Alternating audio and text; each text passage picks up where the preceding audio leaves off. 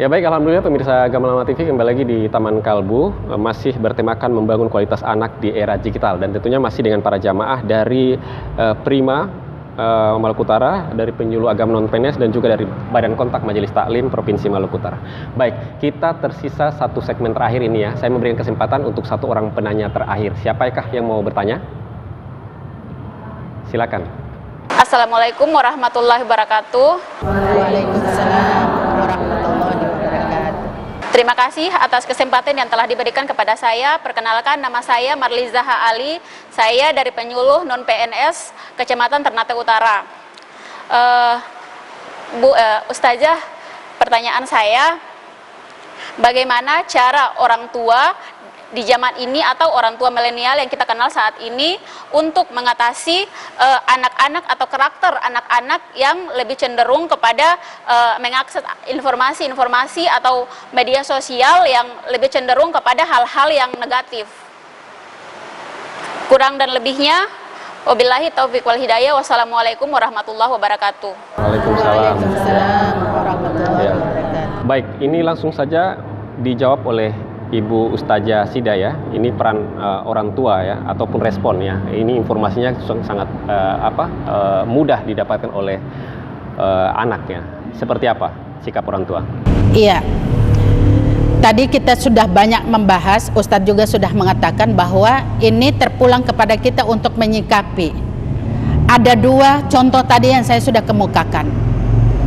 Ada yang orang tuanya ini sudah viral ya. Ini bukan hal sesuatu yang disembunyikan. Ada orang tua yang berhasil mendidik anaknya tanpa ada digital sedikit pun. Hatta televisi pun tidak ada dalam keluarga. Tapi dia sukses. Bahkan anak-anaknya berempat itu penghafal Al-Quran. Masya Allah. Luar biasa. Tapi ada juga orang tua yang serta-merta semua keluarganya, bahkan sampai pembantu pun itu mempunyai gadget yang sangat canggih. Dan apa yang terjadi pada tingkatan SMA, bahkan tidak sampai SMA, anaknya brutal dan itu tidak ada satupun yang bisa berhasil. Ini kita bisa membandingkan. Lalu kemudian apakah kita harus memvonis bahwa orang tua yang tidak punya apa-apa mendatangkan digital dan era yang lainnya itu kepada anak, kemudian dia berhasil, lalu era sekarang kita harus seperti itu? Saya pikir ini juga keliru, karena kita sangat butuh, apalagi di tengah pandemi seperti ini. Kita membutuhkan yang namanya digital. Tetapi itu lagi, bagaimana kita membangun komunikasi positif agar supaya memperkenalkan kepada anak bahwa ada sisi positifnya dan ada sisi negatifnya.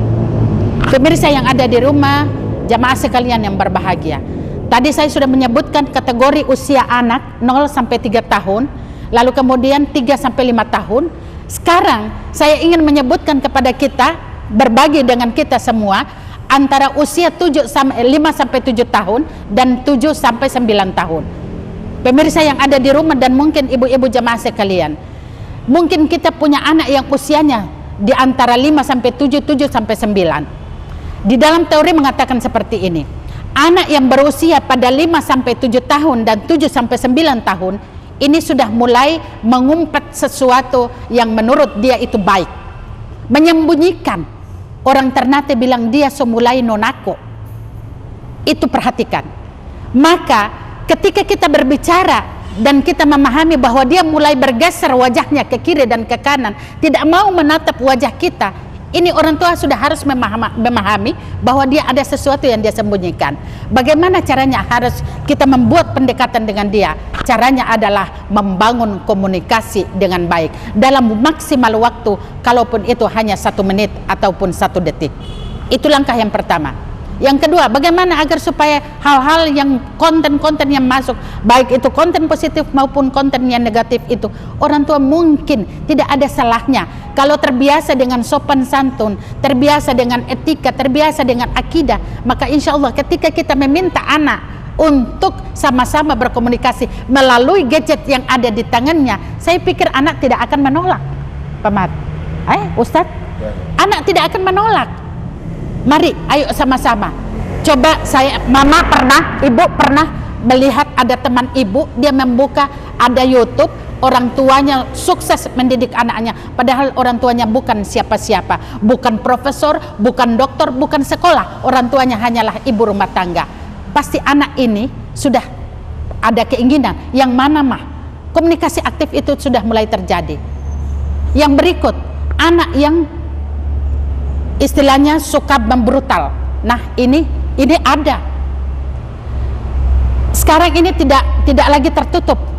Pak Kabid, Pak Ustadz juga mungkin pernah ke lapas Jembula, ke lapas perempuan. Coba kita menyimak apa yang terjadi. Teman-teman mungkin pernah ikut dengan saya. Subhanallah, hanya permasalahan kecil, baik itu tentang komunikasi sampai kepada hal-hal yang dijadikan sebagai masalah yang terbesar, yaitu soal harta dan yang punya orang tua. Ini akan menjadi sebuah permasalahan yang sangat besar. Maka saudara adik yang menanya tadi, bagaimana agar supaya kita berada pada sisi positifnya untuk menerima, memilih konten yang masuk ini. Subhanallah, kita harus menyimak dengan baik perkembangan yang ada, situasi yang ada. Orang tua mungkin tidak serta-merta harus melarang anak untuk bergaul. Jangan. Kita memberikan kebebasan kepada mereka, tetapi ada nasihat-nasihat dan batasan-batasan tertentu. Anak juga harus tahu tetangga sebelah. Dia tidak boleh tidak tahu. Karena kalau kita harus tetap membuat dia menjadi rasa asing, satu ketika mungkin orang punya niat baik, dia akan menganggap itu sesuatu yang membahayakan dirinya. Dan ini juga tidak bagus. Juga sebaliknya. Maka oleh karena itu, saya pribadi mungkin mengajarkan kepada anak, memperkenalkan. Sangat salah untuk kita, catatan buat kita semua. Ada tamu yang datang ke rumah, ini juga sangat penting. Tamu yang datang ke rumah itu mungkin membawa sesuatu yang luar biasa ya Pak Mat ya. Mungkin punya alat digital yang sangat luar biasa. Anak jangan dibatasi dengan jangan datang ke sini, tidak usah duduk dengan ibu, ayo masuk di dalam, ibu ada tamu. Ini salah. Berarti kita sudah membatasi tentang bagaimana anak bersosial dengan orang lain. Ini sangat merugikan anak, perkembangan anak. Maka jamaah sekalian, pemirsa yang ada di rumah, intinya adalah saya ingin mohon izin tapi ya Ustadz, ingin memberikan masukan kepada statement yang terakhir ya Pak Mat ya. Kesimpulannya bahwa yang pertama sekali, selaku orang tua harus memberikan waktu yang terbaik kepada anak untuk mengenal era digital, tetapi tidak boleh lepas kontrol daripada orang tua. Yang kedua, digital ini sangat dibutuhkan oleh perkembangan anak kita. Untuk bagaimana memaksimalkan digital ini berada pada dalam tanda kutip hal-hal yang positif, tentunya orang tua tidak boleh lepas dari komunikasi yang baik. Yang ketiga, semaksimal mungkin waktu kita berikan kepada anak, sehingga apa yang dia pikirkan itu dia sejalan dengan apa yang kita pikirkan. Dan yang keempat, orang tua harus ada komunikasi yang baik kepada anak, demikian juga sebaliknya, anak harus ada komunikasi yang baik kepada orang tua. Dan yang terakhir sekali, ingat, jangan biarkan anak melewati komunikasi dengan 200 kata sepanjang 24 jam. Kalau sampai ini tidak terjadi, maka sesungguhnya anak ini akan brutal pada satu ketika. Apa yang dia rekam suara dari luar, itulah yang akan terjadi di dalam pribadinya maupun keluarganya. Mungkin ini yang dapat kami sampaikan. Mudah-mudahan pembahasan melalui ruang Taman Kalbu ini bisa memberi manfaat kepada kita semua, dan insya Allah kepada pribadi kami, pribadi kita, berkhusus kepada kita ibu-ibu, mudah-mudahan kita menjadi ibu-ibu yang istiqomah, ibu-ibu yang solehah, sehingga mampu melahirkan anak-anak yang bisa menjadi harapan keluarga, harapan bangsa, negara, dan agama nanti kelak di hari yang akan datang. Amin ya rabbal alamin. Terima kasih Pak Mat. Baik ya, luar biasa, alhamdulillah banyak sekali ya ilmu yang kita dapatkan dalam majelis kita di sore hari ini. Dan waktu jualah yang membatasi kita, namun mudah-mudahan apa yang kita dengarkan di kesempatan saat ini, baik majelis yang hadir maupun pemirsa yang menikmati melalui layar kaca, bisa bermanfaat untuk Anda sekalian. Saya mengucapkan banyak terima kasih yang pertama kepada Pak Adam Ma'ruf, Kepala Bidang Pendidikan Islam Kantor Wilayah Kementerian Agama Provinsi Maluku Utara, dan juga Ibu Sida Bahmid, Forum Penyuluh Kantor Wilayah Kementerian Agama dan sudah mau hadir berbagi banyak hal yang mudah-mudahan bisa bermanfaat bagi kita semua.